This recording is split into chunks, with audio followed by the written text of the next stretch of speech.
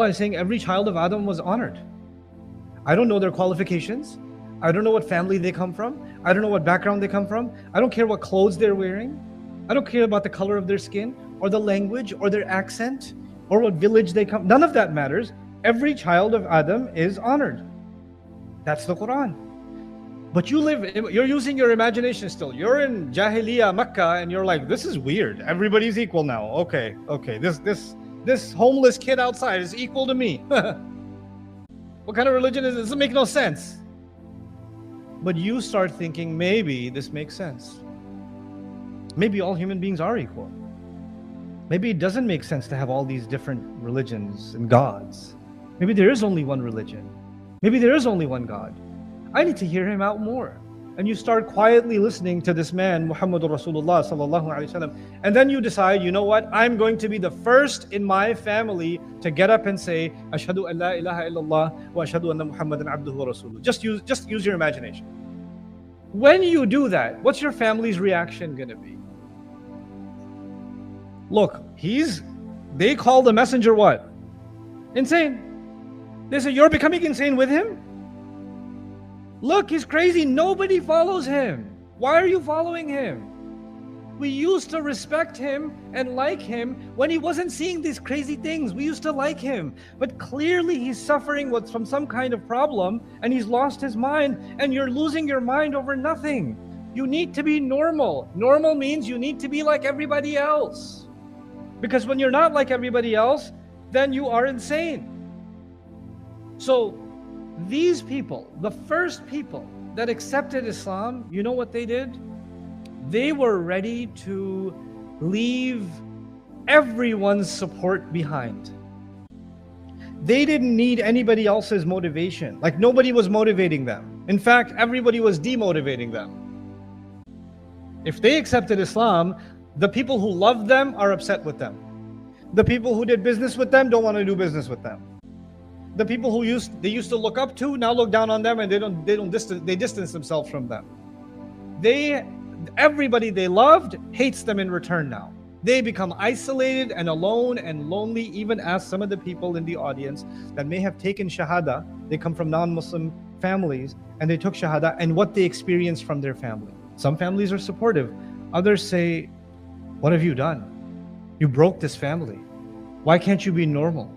Why are you so strange? Why are you accepting the religion of the enemy? This is the kind of things they have to hear. But they become a sabiq in their own family. The Sahaba became sabiqoon in their own family. The Quran taught us something about the people who changed the entire world, because we proudly say that this Quran came in 23 years and it changed the entire world. To change the entire world, you can't follow the world. You have to do something new. You have to do something new. It's never been done. You have to challenge what everybody else is doing and not care if you're right, you're going to do it. You're going to step up and you're going to do it. You're not going to follow a programming. You're going to break the programming. And you're going to live by your principles. You're going to become a sabiq. And those people, the sabiqoon, what happens with them? Those people, when they start, everybody calls them what? Insane. Everybody rejects them. They warn their kids against them. Don't follow these people. They're doing something nobody else is doing. This is weird. This is strange. But eventually, the sabiqoon, when they hear all this criticism and all this attack and all these constantly discouraging words, constant isolation, they don't let it affect their motivation. They don't let it be affected. And they keep pushing forward. And eventually, what does Allah do for people like that? He wants to test them. How much do they want to be a sabiq, or do they want to be a follower? And eventually they break through. And eventually Allah gives them victory. And once Allah gives them victory, you know what happens? Other people now want to follow them. They want to follow them. And this is a sunnah of Allah. It didn't just happen in the seerah of the Prophet ﷺ. This happens in the world all the time. This is from the sunnah of Allah. You have somebody who has a crazy idea. They say, I'm going to make, mini cupcakes. And everybody says, you're crazy, nobody's gonna buy that. And then they start this stupid company in their garage, and then it becomes the biggest cupcake factory, and all this, it becomes huge, and everybody wants to like copy them now and replicate their idea and follow that, Why? Because they started something new. Nobody's willing to take the risk because we don't know if it's gonna work or not. It's probably gonna fail. Once it succeeds, we are ready to what? Follow. The nations in the world that are the most powerful today, the nations in the world that are the most economically powerful, culturally powerful, strategically powerful, militarily powerful, one thing you will find they have in common: they're nations of invention. They're nations of research and development. They invent a lot of new things. They're constantly being sabiq in the world of science. They're being sabiq in some other area, in medicine, in research. And so much so that you can curse the kuffar and you can be angry with them, but if your mother needs a surgery, you're going to go to the top Western hospitals because they're sabiqoon in some fields. You're going to go to them. You're going to shut up and go to them. You're going to hate them and you're going to say they're this and that and the other, but you're going to buy their phones, not a phone made in somewhere in the Muslim country. You're gonna, like we've made an Ar-Rahman phone or something. Like it's not going to, ain't nobody buying it. When it comes time to buy a car, you're not going to buy like Abdul Karim's, 4x4. Why not? Because those people became sabiqoon in building cars. They became sabiqoon in building microchip technology. They became sabiqoon in medical research, isn't it? And when they become sabiqoon, the entire world starts depending on them. They start depending on them. But the thing is, what makes them so powerful? Is it their natural resources? Is it oil? Is it gas? Is it minerals? Is it plutonium? No, it's the human mind. They create a culture in their societies. The leading nations in the world, they create a culture where they say, we want you to experiment and we want you to try new things. And if you fail, try again. And if you fail, try again until you succeed. And we are going to fund what they call research and development. That's what they do. And this is so powerful that Muslims from around the world, smart Muslims from Pakistan, Bangladesh, Syria, Saudi, all over the world, when they want to do serious research in a field and they want to progress forward, where do they end up?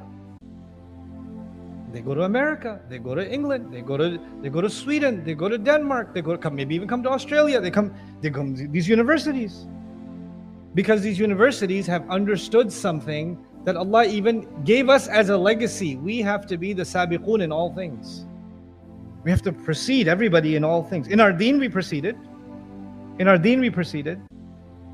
But even in the sciences, even in business, even in community development. Well, it's so easy to look at another community and say, oh, these people, man, they have so much power. Did you ever study how did they get that power? Oh no, shaitan was with them. The Dajjal helped them. That's your answer. This is why you can't progress. This is why you can't be heard. Because you're not understanding something fundamental that is from the sunnah of Allah. It's from the sunnah of Allah that those who will put in the work and those who will be sabiqoon will find success, and everybody else will follow them. Everybody else will be like them. And take any field. Stories are written a certain way, right? And there's a standard in English literature for how stories are written. And somebody comes along and writes a very different kind of story where the ending is being written in the beginning and they reverse the script and all of this stuff, and all of a sudden that becomes a #1 movie, and now there's 1,000 movies copying that model because it's something new, pioneering, and something innovative constantly. Why am I giving you this entire talk? Because there's something I want you to get out of your system. Stop being a copier. Be innovative. Think originally. So many Muslim youth, what should I do for Islam? I want to be an influencer. Really? Really want to be an influencer? You're under the influence, buddy. Why do you want to be an influencer? Ask yourself that. Oh, because I saw this other person who's an influencer. That's so cool. I want to do that too. Isn't that copying? I want to create content. Like your idea of serving the ummah is creating content, right? Well, what does that mean? Well, let me see what other people are producing. Let me copy along because that's trending right now. So let me produce something that's trending. Let me use a hashtag that everybody else is using. Copy, copy, copy, and copy. You're going after what's popular. In the technological sense, you're doing something new, but in the psychological sense, you're doing the same exact thing that's been done for thousands of years, copying.